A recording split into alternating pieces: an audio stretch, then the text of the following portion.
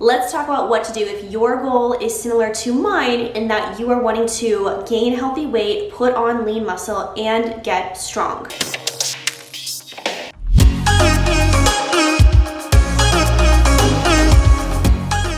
If that is your fitness goal, I'm going to tell you precisely what to do from workouts to nutrition and how to tweak and tailor it to work for you individually. And y'all already know I'm going to explain the why to you because as we've established before, understanding why you're doing what you're doing is an important piece to feel motivated to show up and execute and do it. Let's start with workouts. If you are wanting to build lean muscle, you are going to have to do resistance training. If you're a cardio bunny, I'm sorry, but running simply is not going to build lean mass for you. You are going to have to do some form of resistance training. Now, resistance training, you can use any type of resistance. It can be just your body weight, it can be dumbbells, it can be bands, it can be barbells. But along with resistance training, you are going to need to prioritize something called progressive overload. Progressive overload essentially means placing a greater load or stress on your musculoskeletal system over a period of time so that you adapt and get bigger, faster, stronger. All right, so let's talk about what structure to use in the gym. I'm not gonna sit here and say workout programming is super simple and anyone can do it. Otherwise, certified personal trainers like myself literally wouldn't exist. But I am gonna break it down to some basics so it can be simple enough for you to get started. What's most important is picking a workout frequency that you can consistently commit to. I know when you're feeling motivated, it can be really easy to overcommit and say, I'm gonna show up at the gym 6 days a week. But if you're literally not going at all right now,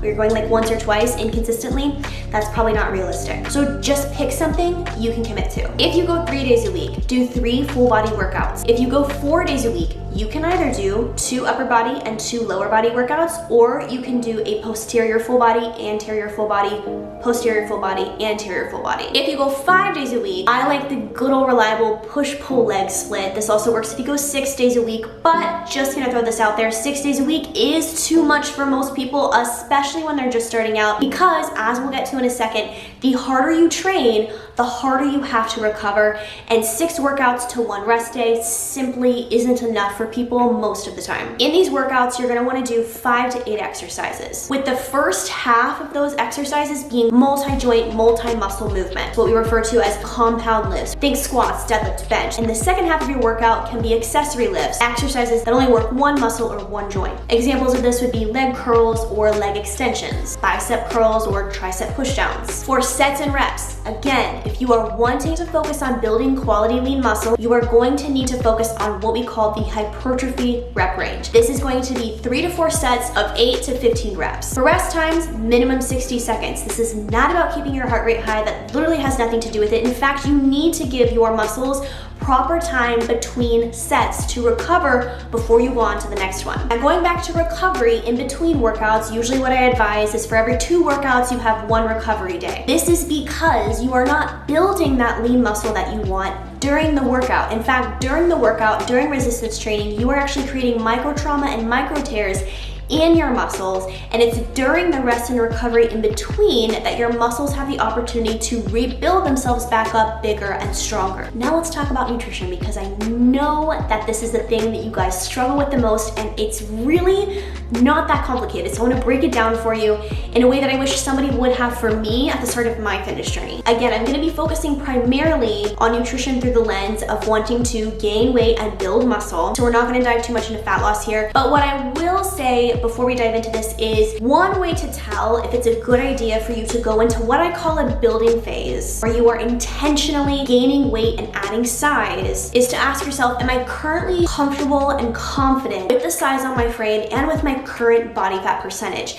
It's okay if you don't necessarily love your weight distribution. I didn't love my weight distribution when I started. The little body fat I did have was all in my midsection. I didn't really have any on my limbs, but overall, my overall size, I was small. I didn't really have an issue with my size. I just wanted to look more toned and shapely. If so, great, you're good to go ahead and enter a building phase. But if the answer is no, you may need to explore entering a fat loss phase first. Let's start with calories. They're literally just what your body uses for energy on a day-to-day basis. Your body has a baseline minimum number of calories that it needs to sustain optimal bodily functions, and this is called your BMR, or your basal metabolic rate. From there, we have what's called your TDEE, which stands for total daily energy expenditure. This is your BMR plus all the extra additional calories that your body burns for energy on a day-to-day basis. Now, it's not important for you to be able to determine with like complete precision what your exact TDEE is on a daily basis. Most of the smart watches that will tell you this have a wide margin for error, as research has shown. And even though it is going to be different day to day, unless you make a crazy drastic lifestyle change, it's going to average out to the same week by week. Now, if you are currently in a place where you are having difficulty gaining weight, you are really small, kind of like I was when I started, chances are that you are eating around, if not under, your TDEE. If you want to gain weight, you have to eat more calories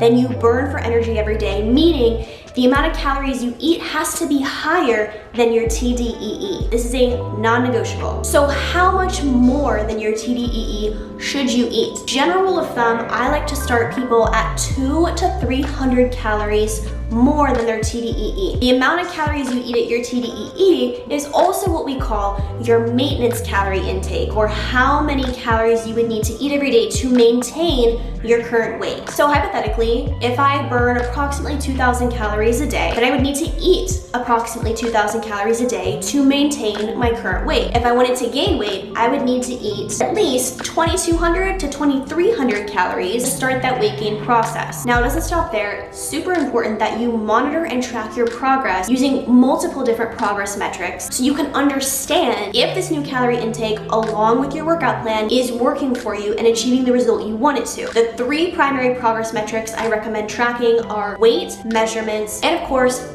progress photos. Now, what we don't want is to see the scale go up more than half a pound a week. Understand, you are going to have weight fluctuations. There may be one week where you go up a pound and maybe the next week you go down a pound.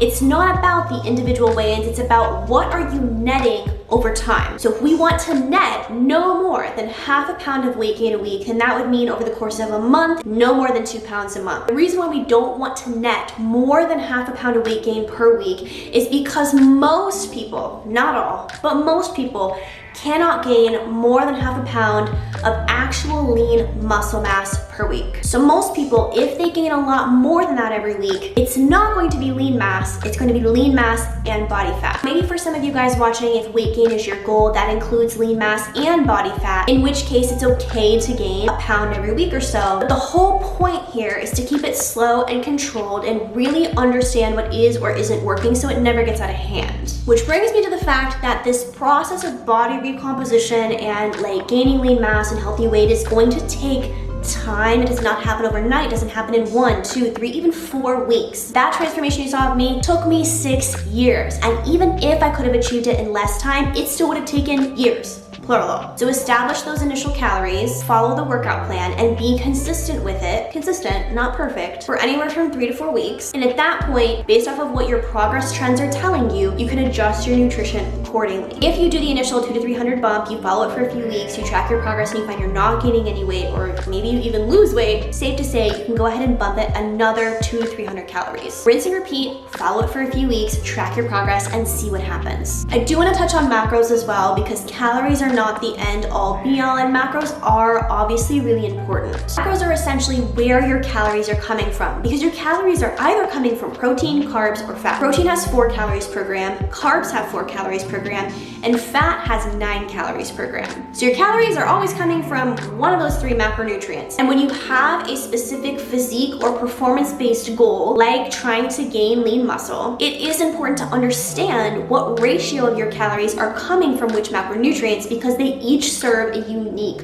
purpose and contribute to you eating for your overall goal. Protein is a big one. If you do not have adequate protein, you simply aren't going to be able to build that new lean muscle tissue, even if you have the best, most strategic, well planned out workout plan in place. This is because protein contains amino acids, which are the building blocks of lean muscle tissue. So remember how you're creating that micro trauma and the micro tears in your muscles during workouts. If you aren't eating adequate protein, it doesn't have the building blocks it needs to build itself back up bigger and stronger. Research shows we need 0.8 to 1 gram of protein per pound of our body weight. For example, I weigh about 130 pounds right now, which means I need anywhere from approximately 100 to 130 grams of protein per day. Now, because each macronutrient is important for different reasons, we do have to make sure that we are getting enough carbs and fats as well. You should be getting a minimum of 20% of your total daily calorie intake from fats, and that is the bare minimum. Usually with my clients, we do anywhere from 30 to 35% of their total daily calories from fats. And then from there, take your remaining calories and get those from carbohydrates. Now, as far as how to actually calculate your macros or your TDEE, there are multiple online calculators that you can use to figure this out. You basically plug in your stats, your activity level, and your goals, and it will spit out a number based off of a mathematical formula